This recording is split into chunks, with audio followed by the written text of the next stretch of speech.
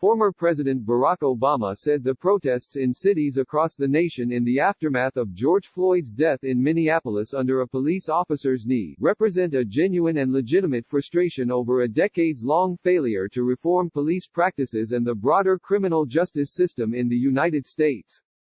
But he wrote in a post Monday on Medium that the small minority of folks who've resorted to violence at many demonstrations are putting innocent people at risk, compounding the destruction of neighborhoods that are often already short on services and investment and detracting from the larger cause.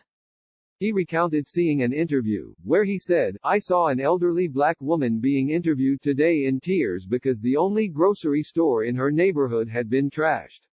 If history is any guide, that store may take years to come back. So let's not excuse violence, or rationalize it, or participate in it."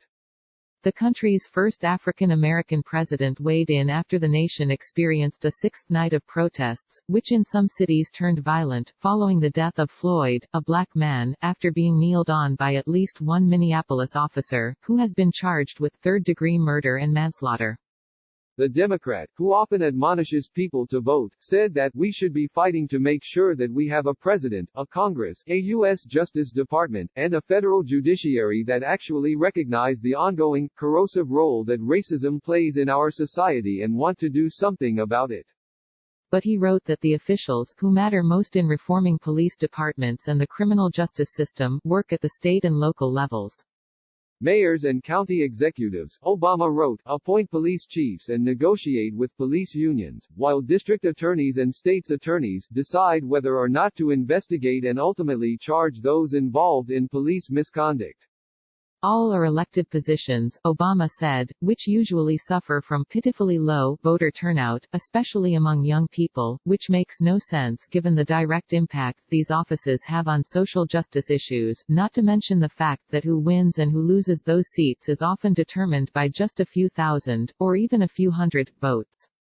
Obama established a task force on 21st-century policing in 2014 after Michael Brown's shooting death by police in Ferguson, Mo, which led to violence there.